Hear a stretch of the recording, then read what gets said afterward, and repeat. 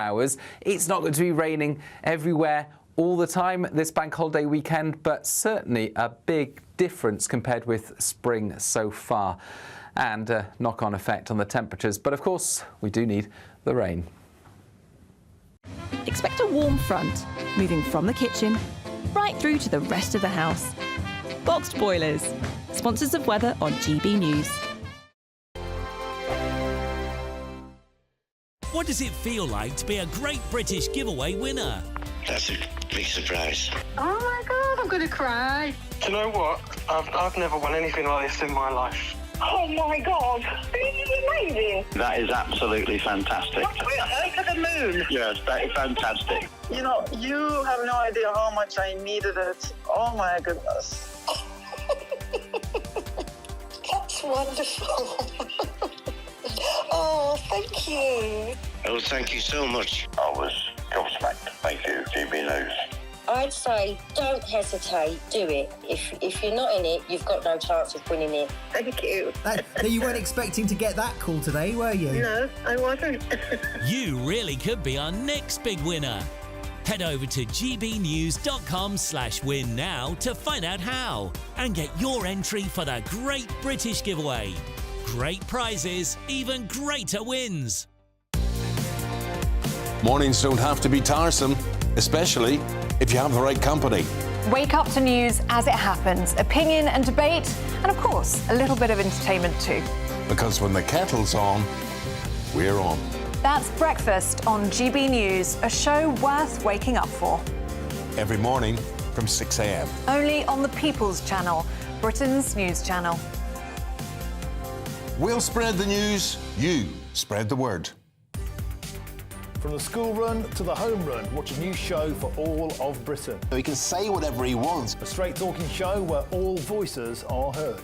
And, you know, when are we going to stop talking about smashing the gangs and actually do it? With the stories that matter from every part of our country. There's a bit of a crash landing there for your Chancellor. Bold, fearless and standing up for you. That's me, Martin Daubney, 3 p.m. till 6 p.m, weekdays, here only on GB News. The People's Channel, Britain's news channel.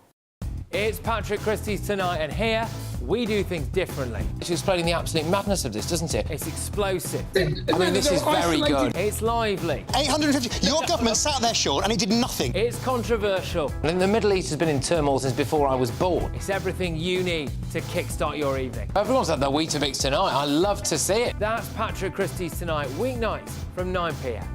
Only on GB News, the People's Channel, Britain's news channel. Hi, I'm Michelle Dewberry, and my show is your opportunity to cut through all the noise and dive in headfirst to some robust debates. Ideas clash. Situation, no, isn't it? Because the failure is... You're deliberately avoiding my point. Nothing's held back. And if you think this is the end of it, wait for more. And we do not shy away from the difficult stuff. Sometimes I want to shake people and say, if only you understood. So join me on Dubes & Co. weeknights at 6 p.m, only on GB News, Britain's news channel.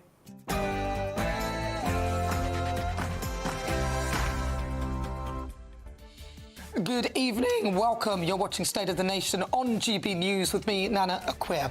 On tonight's show, immigration figures out today show numbers dropped by almost half from last year, but 1 in 25 people in Britain arrived in just the last 4 years. Net migration still sits at 431,000, nearly double pre-Brexit levels. Housing can't keep up, and the public wants lower numbers in Westminster. But are they listening? Is Westminster listening? The government calls it sentencing reform, but is it really a surrender to Britain's criminals? The Justice Secretary announces even more early releases to free up prison spaces. But despite blaming the previous government for the crisis, the man behind the plan is the former Tory Justice Secretary. Does it make sense? And the UK is handling over the Chagos Islands. It was released from an injunction and allowed to pass. A handover not to the Chagosians, of course, but to Mauritius, a nation cozying up to Russia and China. No legal duty, a £52 billion price tag and rising security risks. So why is Labour so eager to give it all away? And in a GB News exclusive, we can reveal that a grooming gang survivor only learned her rapist had been released from prison after seeing a police social media post. Maggie Oliver joins me to tell us why we need to keep talking about the stain on our nation's history. State of the Nation starts now.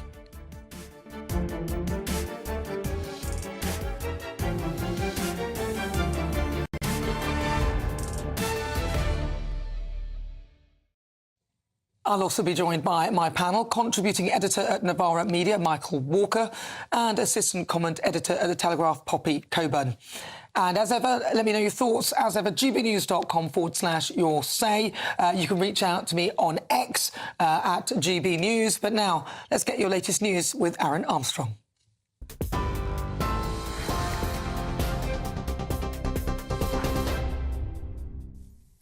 Very good evening to you. Our headlines. The Prime Minister has defended the deal he signed earlier, which hands over control of the Chagos Islands to Mauritius, saying there was no alternative and it's vital to the UK's national security. Well, the UK will now lease back the military base on the island of Diego Garcia at an average cost of £101 million a year. The government said agreeing a deal was the only way to prevent other nations from setting up military bases there. The government was allowed to conclude negotiations after the rejection of an early morning injunction, leading to protests outside the High Court from those who wanted to block the deal. Critics say it's too expensive and Mauritius will not be able to adequately protect the military base, given its close relationship with China. It resulted in a fiery exchange in the Commons between Defence Secretary John Healey and his shadow counterpart, James Cartledge. And this government will never compromise on our national security. With this deal, we've made Britain more secure at home and stronger abroad. It was beneath contempt for the Prime Minister in his press conference to state that those who oppose this deal are on the side of Russia and China.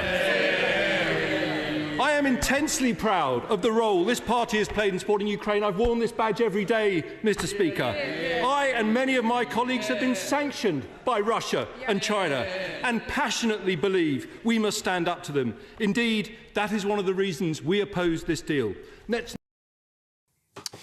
Well, that was a fiery debate in the Commons. Now, a national rollout across 20 prisons will pilot the chemical castration of sex offenders, with the government to consider making it mandatory. The move is part of a major review led by former Justice Secretary David Gauke. It's aimed at cutting reoffending and easing prison overcrowding. Other proposals include scrapping short sentences, early release for some violent offenders, and automatic deportation for foreign criminals. The review hopes the changes could reduce the prison population by nearly 10,000 people.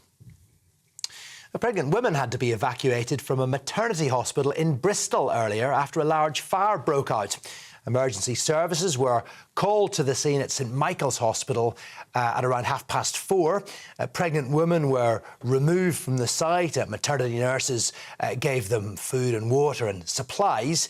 It has recently reopened the hospital.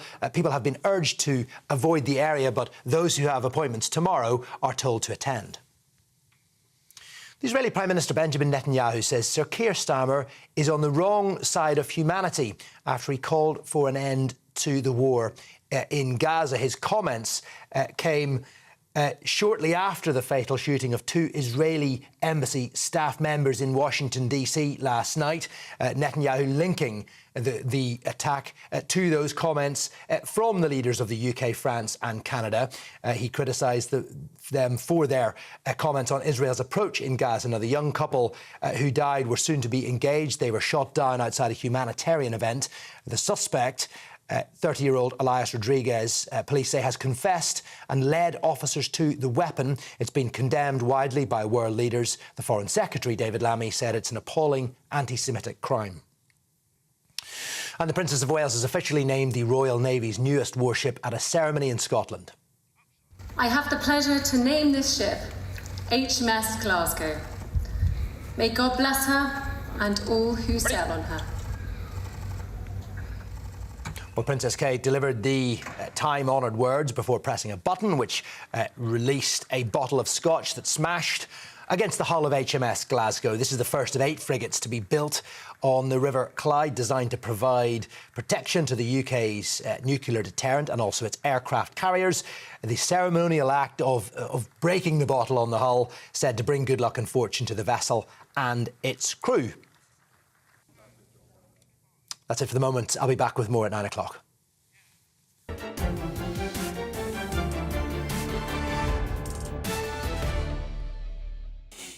So welcome back to State of the Nation. First time I've done this show. It's actually quite nice. I like it. But the latest, of course, the big news, the latest immigration numbers are out, and they paint a picture that should concern anyone who cares about the future of this country. Since 2020, Britain's population has grown by 2.65 million people through net migration alone. Now, that is nearly 4% of the population in just 4 years. Or, to put it another way, 1 in 25, every 25, now living in Britain has arrived since 2020. Last year, net migration stood at 431,000. That was down almost half from the year before, which was 860,000, but still extraordinarily high by historical standards. That's around 100,000 more than the figure at the time of the Brexit vote, and nearly 80% higher than the average during the 2010s. It's 7 times the level we saw back in 1990. Analysis also shows that this fall is largely attributable to the previous Conservative government's measures put in place before the general election. However, more importantly, cumulatively since 2010, the UK has seen over 5 million people added to its population through net migration, and more than half of that has occurred in just the past 4 years. Another mind-blowing statistic, courtesy of the Centre for Policy Studies, of the 3.59 million migrants from outside Europe who arrived in Britain since 2010, just 571,000 did so as workers on work visas. So that's only 16%, one of the biggest policy failures in British history. Now, what does this actually mean for people living here? Well, let's talk about housing. Net migration has driven 94% of the housing shortfall in England since 2013. And just to keep up with immigration since 2021, we should have to build an extra 1 million homes. But last year, we only built 218,000. Now, this is a fundamental failure of planning and a direct hit to young people and working families who are being priced out of both renting and owning a home. And what's more, the type of migrants is shifting. So last year, 766,000 people came from outside Europe. They came from countries like Pakistan, Nigeria and China. That is compared to just 122,000 from within Europe. Yet, of those from outside Europe, only 113,000 came as main work applicants. The rest, students, relatives, dependents. In fact, for every one skilled worker who arrived, more than one dependent came with them. Now, let's be clear. Not all immigration is bad. The UK has always welcomed people who contribute. But this isn't a high-skill, high-contribution migration model, and it's certainly not what the British public asked for. Polls show that 85% of Brits want net migration at or below 100,000. The government says it's cracking down. Rishi Sunak pledged to stop the boats, and now Sir Keir Starmer says he'll smash the gangs. And yes, they've made some moves, raising salary thresholds for foreign workers, restricting student dependence and pledging to end asylum hotels by 2029. But the numbers tell a very different story. More than 800 migrants arrived by small boat in just one day this week, the highest for this time of year. Yes, Labour has increased the number of asylum decisions by 50% and deportations have risen 12%. But the overall asylum backlog has grown and we still have nearly 42,000 people waiting in the courts to appeal decisions. So here's the truth. Despite the talk, despite the pledges, Britain is still in the midst of an unprecedented immigration wave, one that is transforming the country demographically, straining our infrastructure and deepening the disconnect between the public and the political class. And this is becoming, by some measures, the most demographically consequential decade in modern British history. And yet few in Westminster seem willing to speak plainly about what all that means. Well, as ever, let me know your thoughts at gbnews.com/your say, and you can reach out on X via @GBNews. Well, joining me now, Director of the Migration Observatory at the University of Oxford, Madeleine Sumpton. Madeleine, those figures seem astonishing. In particular, the last 4 years, where 1 in 25 have arrived in this country. Why is all of this happening?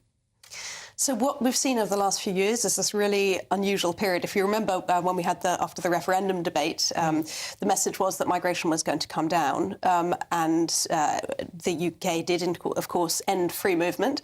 But what happened at that time, which I think politicians didn't necessarily expect, was that non-EU migration increased a lot. And that was largely because of some liberalising choices that the previous government made. It was also initially because of Ukraine, but actually the biggest increase was people coming on work and study visas, a lot more people coming into the health and care sector, and a lot of international students who previously had tended not really to bring family members with them when they came, started to bring family members in much larger numbers than expected. So the context, I think, to the big decline that we've seen is the really high levels, the unusually high levels that we had before that. That's the reason that we've been able to see such a big drop in the statistics, is that the numbers had previously been unusually high. Now, I think one of the most shocking things is the fact that people appear to take advantage of the student visas, because a lot of the people within these numbers, a lot of them weren't actually working. Now, that's another thing. So I'm confused as to why governments allowed that to happen. They're in control of it. But a lot of people weren't working who came here, and it was mainly dependents.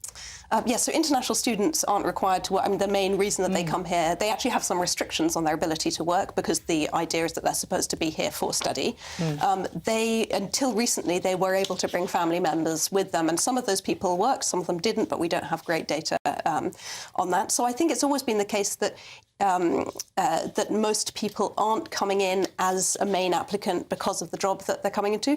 That said, they do have work rights, and obviously the employment rates vary a fair amount depending on what category they're in. And of course, this has had a massive effect on housing, because we were not building enough. We need to build at least 1 million to keep up with this.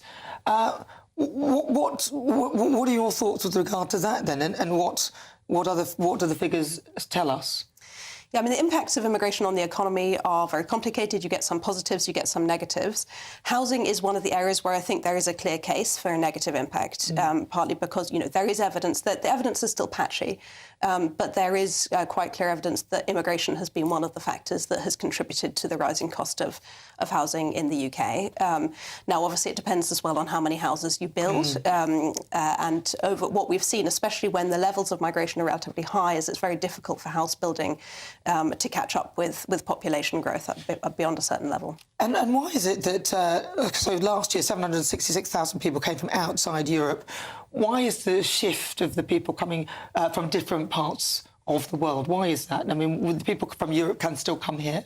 The numbers have increased, but there's been such a high quantity of people from other countries like Pakistan, Nigeria, and so on. Yeah, so we're seeing fewer people coming from Europe, largely because it's when after free movement ended, it was much more difficult for them to come here, more expensive, and they had to meet eligibility criteria. The reason for the increase from outside of Europe, I think, is partly because some of the policies were liberalised. So, for example, we had the introduction of the social care worker route, which the government had expected to bring in maybe a few thousand people. In the end, there was more than 100,000 care workers came in a single year in 2023. And also brought more than 100,000 dependents with them. So social care has been a large part of it. The UK has also been very attractive to international students coming here, and that is largely, that has traditionally been a flow from outside of the EU rather than Europeans. All right, Madeleine, thank you very much. That is Madeleine Sumpton. She's from the University of Oxford. She's the director of the Migration Observatory. Well, let's go to my panel. Contributing editor at Novara Media, Michael Walker, and also assistant comment editor at The Telegraph, Poppy Coburn. Michael, I'm going to start with you. It seems utter madness that the governments have lost control of something that we actually had control of, like legal migration. Why has that happened? Well, I suppose I'm not sure that this represents them losing control. I mean, potentially there's an issue about being honest to the public, because, I mean, these people came to Britain because they were given visas. They were given visas because we need international students to subsidise our universities, and we need people to take up jobs in social care and the NHS. Now, if we want a different economic model where we don't give out so many visas, what you're going to have to do is give a bit more money to the universities, and you're going to have to pay health and social care workers a bit more so that people who are born in Britain or who are currently citizens of Britain want to do that job. So the government has to say, either we're probably going to have to raise your taxes, because that's how you increase the wages of people in health and social care and potentially give the universities bigger subsidies, or we're going to have to build enough houses so that we can sustain levels of migration like this. And I think the problem isn't necessarily the numbers, it's that the government, one, hasn't managed it very well, and two, has been somewhat dishonest about what they're doing. Poppy Coburn, your thoughts? I mean, when we say the government, I think it's important that we're clear that this is really the fault of the Conservative government, the last government that was in power. I know that Labour have made some hay out of these figures being halved. The Tories said, well, we halved them. But this is still the most demographically significant. Pre-Boris Johnson, these numbers precipitated arguably the Brexit referendum, which I think we can all agree was one of the most influential political moments of the last 20 years. I would like to note as well, I think Michael is correct, that there has been a bit of dishonesty on the part of the government. I mean, the health and social care visa in particular is one of the most exploitative routes I could possibly think of. It essentially allowed private equity to buy up care homes, make massive profits, totally underpay workers. There were companies who existed purely to exploit foreign workers, treated in the most horrendous way. And the government essentially just allowed this to happen because they thought it would be cheap in the short term. And it's that kind of short-term decision-making which means we keep getting high immigration figures, even though the public have been saying since the very beginning, this is not what we want. But the numbers have halved, and that's got to be a good thing, right? Although now what we find is that we are now looking for those workers that we would have taken from other countries very cheaply, and now we're looking to pay our own workers an actual decent rate so they can live in this country. What should the government be doing, in your view? Well, I mean, one, I think very uncontroversially, it should be building more houses. So whether or not we have high levels of migration into the future, we need a lot more houses for the people who are already here. Whether or not you're a British citizen, we need more homes. Two, I think it's either being honest, it's either saying to the public, look, we need immigration, because we need people to work in care homes. Or, that's why I've got this or. We don't need it. That's why I've got this or. Do we? Or we need to shed loads more money into social care so that we can pay wages which British people want to work for. And so there's a tough decision there, isn't there? Either you're going to have to increase taxes or you're going to have to level with the public about immigration. I'm not one of those people who thinks that it's anyone who wants to reduce immigration that's racist and terrible. I just think we have to be honest about the choices that we make as a country. All right, well, very briefly, Poppy, because the most of the people coming here, those sort of people, not being in any way, but they end up being not a net gain at all. The reasons why government have to lie about immigration is because it is deeply unpopular. If government honestly told people we're going to take 500,000 a year for the foreseeable future, they will not be a government for very long. That is the problem, and that's why the lying will continue. All right, well, thank you to Madeleine and my panel, and also to Poppy and Michael. Now, the Justice Secretary, Shabana Mahmood, announced even more early releases to free up prison spaces. But despite blaming the previous government for the crisis, the man behind the plan is a Tory Justice Secretary. Does it make sense?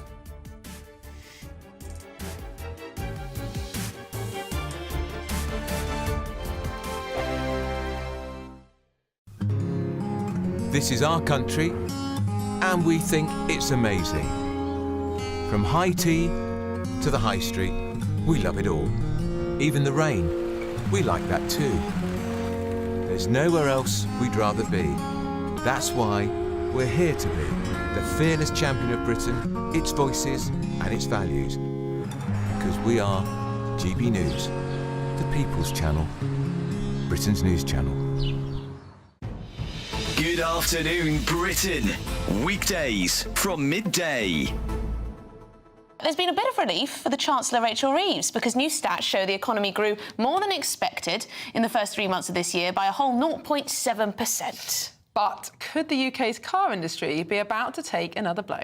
Yes, because there are fears today over the future of Japanese car maker Nissan's Sunderland plant, which currently employs 6,000 people. Is the cornerstone of the economy here in the northeast. It's not yet known which factories will be affected by these cuts. Nissan say that they need to make £2 billion in savings. That comes off the back of 2024 figures showing that the company made losses of £3.4 billion. The North East Combined Authority have said that it'll be here for a long time to come. The local MP Lewis Atkinson also spoke to GB News. He said that Sunderland's one of the most efficient car plants in the world and that he's confident that Sunderland will continue to produce cars.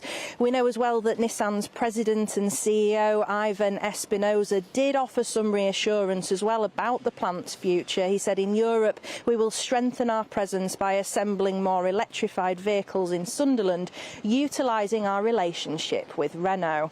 Now, we've been out and about in Sunderland today speaking to locals about what this factory means to the local economy, and this is what they told us. Of course, we've lost all the shipbuilding, we've lost the mines and everything else, you know, and it's about all we've got left, isn't it? You know, and it would be disastrous if anything happened there. Well, it means employment.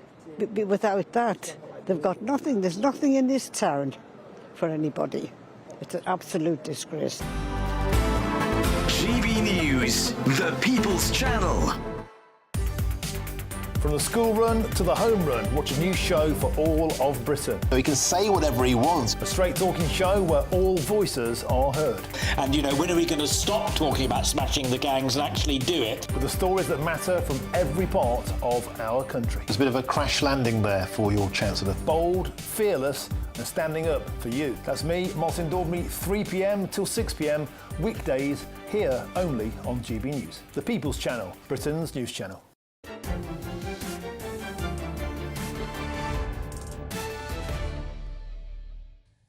Good afternoon, 22 minutes after 8 o'clock. This is GB News, State of the Nation. Now, the government has announced what it is calling the biggest shake-up of sentencing laws in over 30 years. But don't be fooled, this isn't just justice reform, it's a wholesale surrender of law and order. Because under these new plans, many offenders could be released halfway through their sentences, and short sentences under a year scrapped entirely. Now, here's the kicker. The government is blaming the current prison crisis on 14 years of Conservative rule, and the solution? To implement the recommendations of David Gauke, the former Tory Justice Secretary, who was a key part of the very administration that built just 500 new prison places, even as the UK population grew over 5 million. Here he is speaking to our political editor, Christopher Hope, earlier today.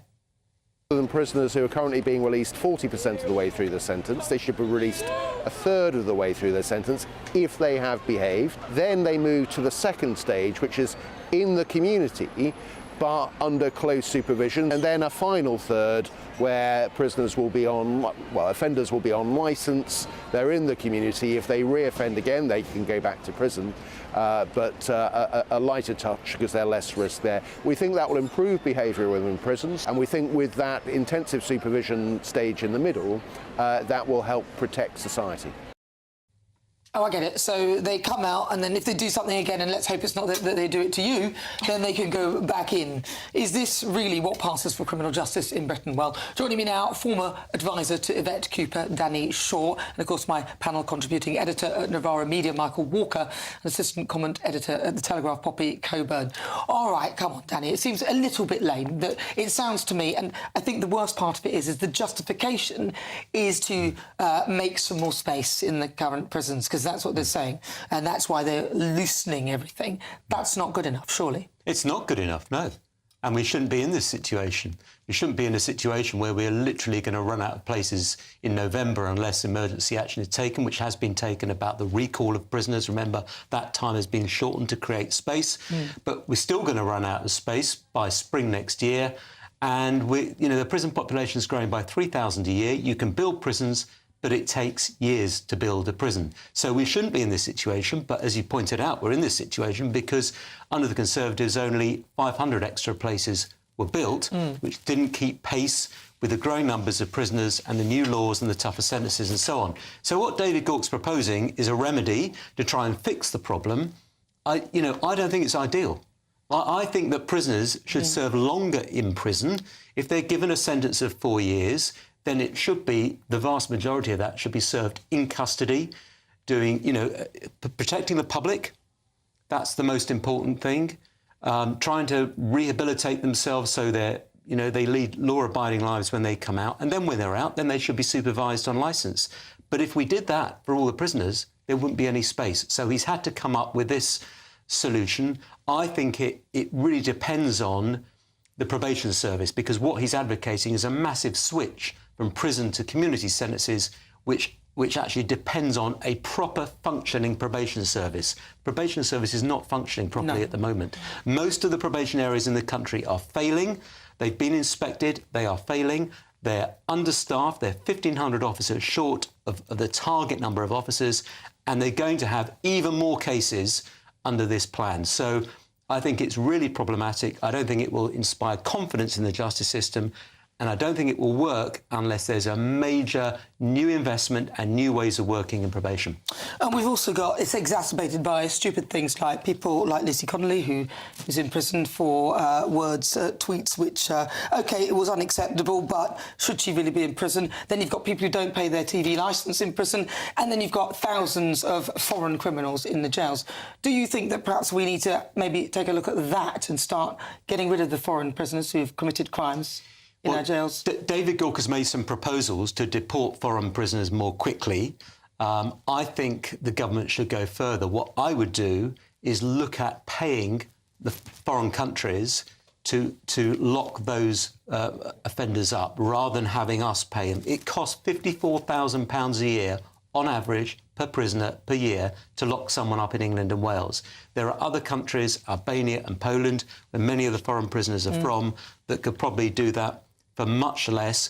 Our government should pay them to do that. That would free up places in our system. I think that's an approach that they should seriously look at. And very briefly, before I go to the panel, and what about Shabana Mahmood's notion that paedophiles should potentially be chemically castrated? Look, this is again something David Gauke says that should be looked at. There are already pilot schemes going on at the moment. In fact, they've been going on for over a decade in this country. So absolutely look at it. But if you think that's the answer to sex offending, then you're wrong. It's not. Well, it's only part of the answer to it, because there are some sex offenders who are motivated by power, and it's not to do with the sexual urge or the sexual drive. So it's not going to impact. But you could start with that, because not I absolutely agree. I agree. It's not a bad idea. It sounds like you're going more right wing by the sound of it. In fact, I'm pretty tough when it comes to penal policy, Nana. Believe me. Well, this seems to be the most right wing Labour government, in my view, especially in particular with Shabana Mahmood, Poppy, coming out with that notion that paedophiles should be castrated, which I wholeheartedly agree with. Yeah, I mean, I'm going to have to defend Labour again. I think they're doing the best they possibly can in a really difficult set of circumstances. It's not their fault that we're running out of prison places, but I think something we haven't spoken about, which is actually like the real heart of the crisis, is that the prisons themselves are totally dysfunctional. You know, I think we saw this when the Manchester bomber threw acid in the face of a prison officer recently. Awful. I mean, the level of staff training within the prison system is at an all-time low. All the experienced staff have left because they're being underpaid. We're outsourcing so much of this like tagging work to companies like Serco that don't do it properly. You know, we try to do it on the cheap, and guess what? You're getting rubbish results. You know, so you've got to invest the proper money. You cannot put a price on the safety of British citizens. I've got a horrible feeling we might all agree. Michael? I'm saying Labour are going to be delighted with this coverage on GB News at 8 p.m. I don't think they thought that after today they were going to get all of this praise. But I mean, we're coming on to the I'm in danger of agreeing here again. I mean, I think it is sort of the funding of the probation service, which is really key here, and the funding of the prison system. I think austerity to the justice system was a disaster. That's why we have these backlogs in the courts. That's why justice isn't being done in the courts, actually, because a backlog in the court does mean that it's harder to convict the person because your testimony suddenly becomes less reliable. So what we should be doing is investing lots in rehabilitation, which, by the way, shouldn't mean letting people out earlier, but it should mean lowering the rate at which they reoffend. Well, that's one of their policies, isn't it? Letting people out earlier. Well, that's what they have to do because they don't have the prison spaces. So ideally what you'd do is invest loads of money into rehabilitation, and you'd separate that from the question of how long should people actually be inside. But the question of how long should people be inside has been forced on them by the fact that there aren't the prison spaces. But they knocked up the Nightingale centres pretty sharpish. I don't get why they can't really knock up a prison nice and quick, especially Prison's when different from a hospital. But you've got to have security, otherwise people will escape. Seriously, it's a serious... In other words, so people, you're worried about it because people will escape, so let them out anyway. Well, you don't let others. There you go. Well, yeah. That's great. Let's not do that because they'll escape. Let's just let them out. Well, I think they are talking about electronic tagging and things like that. It's just not good enough. When they remember. But listen, if you've seen how quickly they build things in China, I've no understanding why we can't do it, especially seeing as Labour are bulldozing through any planning objections, so it could be done. But what do you think? gbnews.com/your say. Stay with me, because in a moment, the UK's handling of the Chagos Islands was released from an injunction, and the deal was allowed to pass. A handover not to the Chagossians, but to Mauritius, a nation cozying up to Russia and China.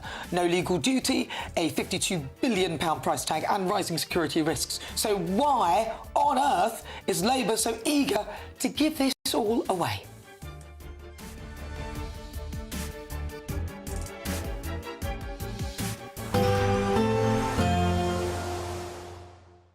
Dinner under the stars tonight? That reminds me of our travel insurance. You mean all clear skies? All Clear Travel Insurance sponsors GB News travel destinations forecast.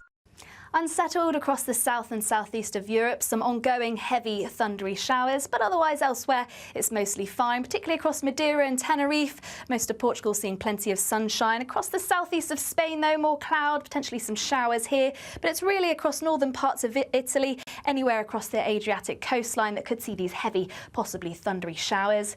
Greece should be mostly settled, and elsewhere from Sunday there's still plenty of sunshine and temperatures widely in the mid to low 20s. All Clear Travel Insurance sponsors GB News travel destinations forecast.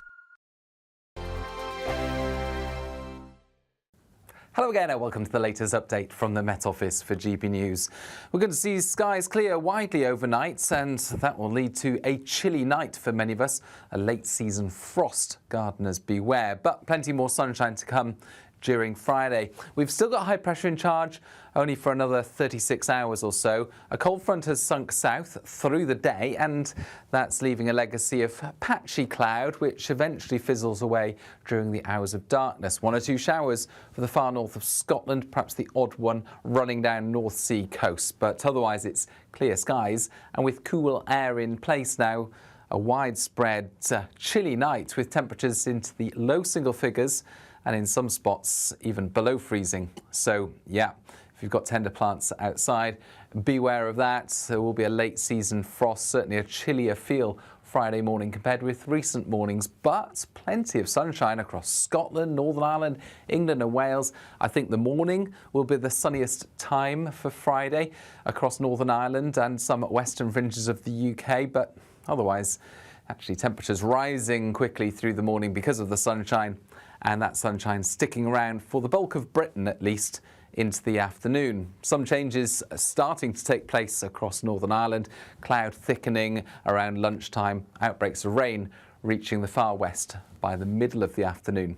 19 Celsius in Belfast, 20 in London. A fresher feel compared with recent days for many, but not quite as chilly down that east coast compared with Thursday. Then a significant change for the bank holiday weekend. We've got a spell of rain moving through, followed by showers. It's not going to be raining everywhere all the time this bank holiday weekend, but certainly a big difference compared with spring so far, and a knock-on effect on the temperatures. But of course, we do need the rain. Mornings don't have to be tiresome, especially if you have the right company. Wake up to news as it happens, opinion and debate, and of course, a little bit of entertainment too. Because when the kettle's on, we're on. That's Breakfast on GB News, a show worth waking up for. Every morning from 6 a.m. Only on the People's Channel, Britain's news channel. We'll spread the news, you spread the word. Westminster's full of talk, but out here, it's the real world. Am I allowed to talk now? No, that's it. This is where it matters, real people and real lives. That's what politics is all about. In fact, has Trump made a good start? No. Straight answers, no spin, and just a couple of pints. How many fingers have I got up? About 10. So join me for Lee Anderson's Real World every Friday at 7 p.m. only on GB News. The People's Channel, Britain's news channel.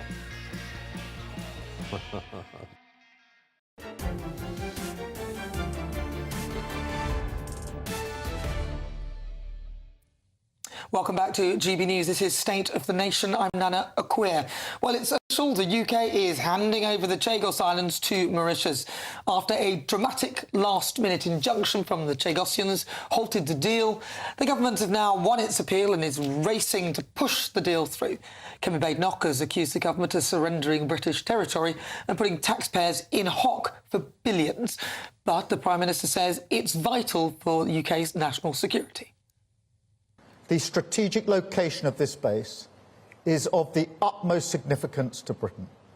From deploying aircraft to defeat terrorists, in Iraq and Afghanistan, to anticipating threats in the Red Sea and the Indo-Pacific, the base is right at the foundation of our security and safety at home. God, he loves that word foundation. He was fixing the foundations before, but to me, they seem ever more shaky. Now, let's not forget, Mauritius has never owned the Chagos Islands. This isn't about righting some historical wrong. This is surrendering a British territory to a country that's getting increasingly cosy with China and Russia. And we, the British public, are footing the bill of up to a staggering £52 billion. Now, the Chagosians don't want this. There is no legal obligation to give the islands away, and it puts our national security at risk. So why is Sir Keir Starmer's Labour so desperate to hand them over to Putin's pals? Well, joining me now, Chagosians Misli Mandarin and also Vanessa Mandarin Kalu, their brother and sister. I'm sorry, Vanessa. I keep looking at the deal. I keep wondering why we're doing this. I don't get it. Do you? No, actually, it's madness. And the situation is, why giving away a small, corrupt country like Mauritius? They can't protect their own country. So how are you giving away 58 islands to Mauritius? And Mauritius is close to China. They own money to China. They own money to India. So why are you giving our country and you giving money, taxpayer money, that the British people work really hard in Britain? Well, of course, the Mauritians would argue that it's not a corrupt country and this is just a deal that they need to do. And, of course, Keir Starmer argues that it will be in our best interest in terms of national security. Ms. Luke, what do you think? And do you think it helps Britain in some way? I'm very angry about how Keir Starmer announced this deal as well. It means it demonstrates that Britain is weaker than Mauritius. Because if Keir Starmer, his government can't look after the British Indian Ocean territory, why having an island who never owned Chagos Islands and try to manage it? So it means Keir Starmer has lost the plot. Do you think? I mean, look, we had Chagosians, two Chagosians, mainly led by a lady called Beatrice. She brought the case because she said it's a breach of our human rights. They weren't consulted and they want to return to one of the main islands, Diego Garcia, and this still does not allow them to do this. But today we had the ruling against her saying that it wasn't within the remit of the court, that the case was brought because the judge was unimpressed with the judges having to work through the night, because this is what was called a pyjama injunction done late at night, and but Parliament will still have a vote on this. I don't personally see that the Labour Party, with a massive majority, anything will change, but there is still a vote in Parliament. Yes. So what we're asking the British public, just look at these dodgy deals. This dodgy deal benefit only Keir Starmer and his close friends, and Mauritius, of course. What about the British people? Would you agree to take your hard-earned tax money and pay to Mauritius? And even if this country was struggling for homelesses, for the NHS, for everything, you look around Britain, every British people is struggling. Why would you pay 101 million a year to a country who never owned the Chagos Islands? It is a big question. I mean, look, Keir Starmer, again, would say that this is in the national interests and for our national security. That is the argument he poses. But Vanessa, it is a good question. So where does that leave the Chagosians now? The Chagosian is being ignored more than 50 years and continue being ignored by our government, UK government, as we are a British overseas citizenship and a British citizen. We've been treated really badly in Mauritius. We had Mauritius put a 10 years, a criminal code, 10 years imprisonment, and 5 million rupees with everyone who support UK sovereignties over Chagos Island. And our MP, Prime Minister, ignore this and give our country to Mauritius, to the people who treated British people badly. Yeah, that would be an interesting question to pose to Sir Keir Starmer on this. So where do you go from here, though, now? Do you continue to appeal? What do you do? We any avenue we can fight for, we will do it. We're going to appeal it. We're going to go to around Britain, talk to MPs, especially those MPs where the seat are hot by Reform Party right now. Yeah. Think very carefully what we're doing, right? What you're doing, voting for Keir Starmer, Chagosdale, you're voting against British interests. This is very, very important. Keir Starmer is full of gimmicks, saying national security. This is big word, national security.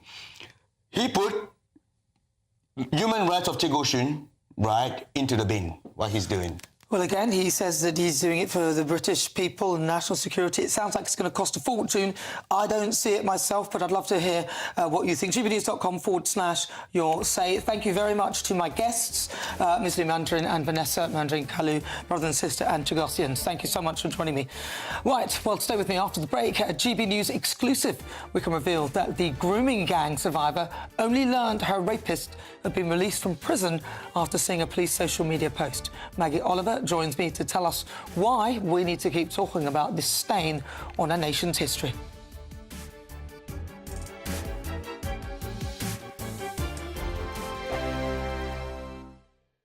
We're proud to be GB News, the People's Channel. And as you know, we always love to hear your views. Now, there's a new way of getting in touch with us at gbnews.com/your say. By commenting, you can be part of a live conversation and join our GB News community. You can even talk to me, Bev Turner, or any of the members of the GB News family. Exciting news. Every Friday, my Patrick Christie's Tonight Show is going to have a twist to it. We're welcoming some special guests. You. That's right, on Fridays I'm going to be doing my show in front of a live studio audience because this show is about you and what you have to say. It's going to be the same big debates, same big topics, same big opinions, but every Friday night at 9 p.m. you are invited to come on down to Patrick Christie's Tonight to be a part of the action. Only on GB News, the People's Channel, Britain's news channel. No matter the state it's in, this is our nation. Join me, Jacob Rees-Mogg, for a genuine, honest discussion on where we have been, where we are going, and where we are with the people who set the direction. That's State of the Nation every Monday and Tuesday at 8 o'clock, only on GB News, the People's Channel. Hi, I'm Michelle Dewberry, and my show is your opportunity to cut through all the noise and dive in headfirst to some robust debates. Ideas clash. Situation, No, Because the failure is... You're deliberately avoiding my point. Nothing's held back. And if you think this is the end of it, wait for more. And we do not shy away from the difficult stuff. Sometimes I want to shake people and say, if only you understood. So join me on Jubes & Co. weeknights at 6 p.m, only on GB News, Britain's news channel. Good Afternoon Britain isn't just about us. The wonderful thing about this programme is it's about everyone watching. It's an interactive programme. Well, there absolutely is something to see here, and we're going to be talking about it more. Whether it's breaking royal news, please bring us up to date, or indeed a particularly punchy speech in the House of Commons. Very, very curious. We bring it to you live, and then we bring you live reaction as well. That's Good Afternoon Britain, weekdays from midday. Only on GB News, the People's Channel, Britain's news channel. Mornings don't have to be tiresome, especially if you have the right company.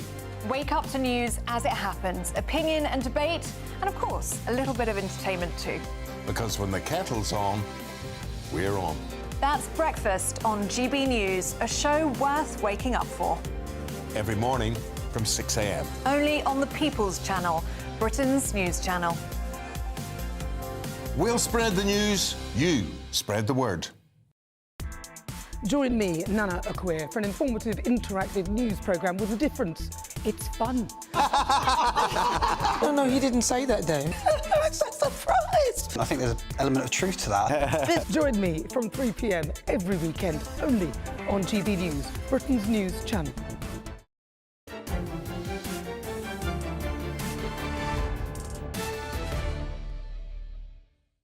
Welcome back to State of the Nation. I'm Nana Akweer.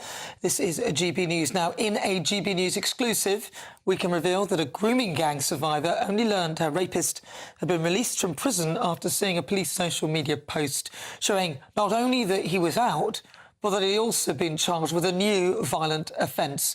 GB News can reveal that the victim liaison services failed to inform her of his release, and her case was mistakenly closed after she moved house. She says that she's still in the dark about his licence conditions and is now demanding answers. Our national reporter Charlie Peters spoke exclusively to the victim, Eva, not her real name. Her voice has also been distorted for her protection. So what are your current concerns about victim liaison and you being informed of perpetrators of your abuse when they be released from prison? So 2 people have so far been released from prison, and I was informed of one of them getting released but not of another. I wasn't told about either of them until I'd already seen it on Facebook, and then the liaison officers got in touch with me at a later date to confirm it. They need to start looking at it a case-by-case basis, looking at criminal history and the risk of reoffending, because these people have repeatedly offended their whole lives and they're still getting let out after sentencing. How did you find out in the most recent case that one of your perpetrators from this grooming gang, this abuse gang, had been charged with another offence? I opened my Facebook and saw it on the police's website announcing his charges. And when you spoke to your victim liaison officer, did they apologise? He said all he could do was apologise that I'd found out that way, and he had sent a letter to me that would be with me in the next few days for a victim impact statement. Now, you've moved around for your own safety since your successful convictions of these perpetrators many years ago. When you moved most recently, several years ago, you said that they'd closed down your victim liaison claim. Yes, so I informed them I was moving, and they said they'd do a transfer of care to the local authority of where I was moving to. Instead of doing that, they closed the case down. After a certain amount of time, I realised I'd had no contact, and that was a bit suspicious because I probably should have done. So a few weeks ago, I started ringing around, and then that's when I was informed that the second person had already been released. And then by the time I spent a week trying to ring the victim liaison officer, and by the time I got through, I'd already found out he'd been charged with another offence and been recalled back to prison. Do you think that the police and the probation services and the government more generally take the safety of survivors seriously enough? No, so in the beginning, they were released on bail, even though some of them failed to attend bail. The one that failed to attend got remanded in prison. Then he later got released again on bail to pending a court date. So, as it stands, you have no confidence that the victim liaison system works and that you'll be informed properly when perpetrators are released. That could put you at risk. Yeah, especially like the most recent one that he's being charged with it's a severe crime. It's a very violent crime, so that just shows how much danger I could have been in without even knowing that I was in danger, because I didn't even know he wasn't in prison. So, Charlie Peters, GB News reporter, an exclusive here. Well, let's go now to a lady who knows more about this injustice than anyone. Former Detective Constable with Greater Manchester Police and grooming gangs whistleblower Maggie Oliver. Maggie, thank you so much for joining me. Now, this is horrifying, but if we sort of move away from the specific case, but let's talk about this in general, that some of these people who have caused these offences and abuses are being released and are being around near potentially their victims, as we already know. And there doesn't seem to be much being done about it, even though this is there in the forefront and we are talking about it. Yeah, good evening, Nana. Eva's story is one that I hear time and time again. It's not an isolated case. And I have to say as well that it isn't just victims of grooming gangs that experience this horrendous trauma. You know, I've spoken a case that I'm known for, the Rochdale case, young Ruby. You know, her abuser, who had got her pregnant when she was just 13, he was out of prison in less than 4 years. She didn't know he'd been released from prison, and she bumped into him in the local supermarket and went into a complete and utter panic attack. Now, we took at the foundation, the Maggie Oliver Foundation, we took that forward. She'd never been informed. They used the excuse again that she had moved house. But the reality was that the house she'd lived in when all the abuse was happening, her mum still lived there. They could speak to me. The other really relevant point in this that I think all victims should know is that unless you opt in to the victim contact scheme, the authorities have no obligation to inform you that your rapist or your abuser is being released. You know, a victim is not considered, or they're not treated as a victim in the criminal justice system. They are treated as a witness, as an afterthought, as an inconvenience quite often. I mean, another case that Charlie often has spoken to young Elizabeth. Now, she recently went through the same process with a parole hearing where the Victim Liaison Service told her that she couldn't attend the hearing when he was appealing for parole. She was told she couldn't take a support worker with her, where he had his solicitor sitting next to him. All these failures re-traumatise a victim, and it's just proof that they are always the bottom of the pile. And they're the changes that we need to see. Victims need to have rights. This should not be an afterthought. It should be their right. Maggie, what is the scheme that they need to opt into? Because there'll be people who may be going through this who have maybe not contacted you, so they need to opt into the scheme. And then what is the protocol? So they opt into the scheme. What's the scheme called?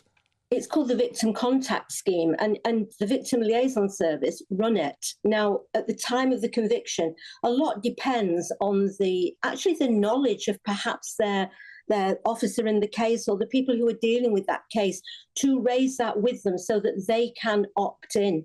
But many people, I didn't even know it until a few years ago, Nana, because it really is not talked about. But if they don't opt in, they will not be entitled to updates, and they won't know. Yeah, it beggars belief.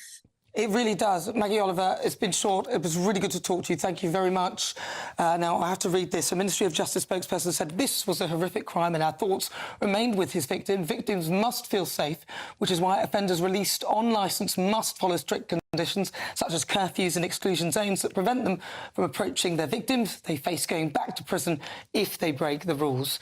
Now, don't forget as well, stay with us all day, not just on TV, but on radio and on your smart speaker. To listen to us on your smart speaker, just say play GB News on TuneIn.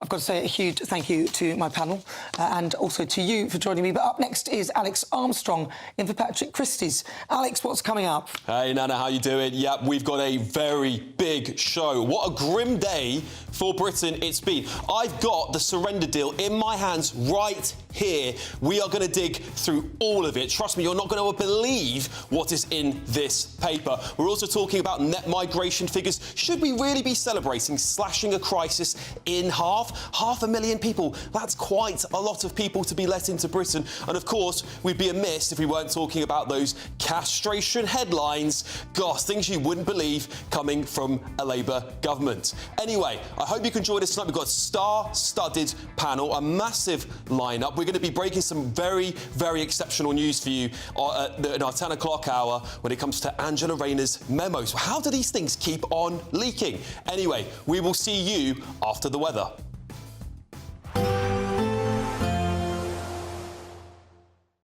Expect a warm front, moving from the kitchen right through to the rest of the house. Boxed Boilers, sponsors of weather on GB News.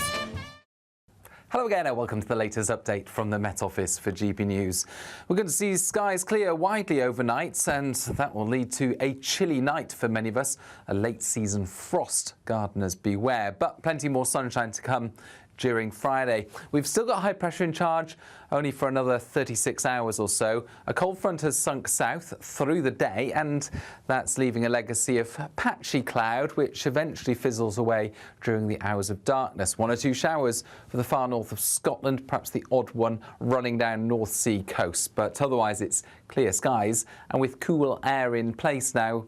A widespread chilly night with temperatures into the low single figures and in some spots even below freezing. So yeah, If you've got tender plants outside, beware of that. There will be a late season frost, certainly a chillier feel Friday morning compared with recent mornings, but plenty of sunshine across Scotland, Northern Ireland, England and Wales. I think the morning will be the sunniest time for Friday across Northern Ireland and some western fringes of the UK, but otherwise, actually temperatures rising quickly through the morning because of the sunshine, and that sunshine sticking around for the bulk of Britain at least into the afternoon. Some changes are starting to take place across Northern Ireland.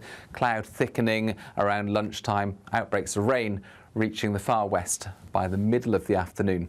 19 Celsius in Belfast, 20 in London. A fresher feel compared with recent days for many, but not quite as chilly down that east coast compared with Thursday. Then a significant change for the bank holiday weekend. We've got a spell of rain moving through, followed by showers. It's not going to be raining everywhere all the time this bank holiday weekend, but certainly a big difference compared with spring so far, and a knock-on effect on the temperatures. But of course, we do need the rain.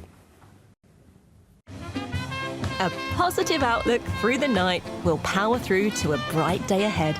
Boxed Home Battery Storage, sponsors of weather on GB News.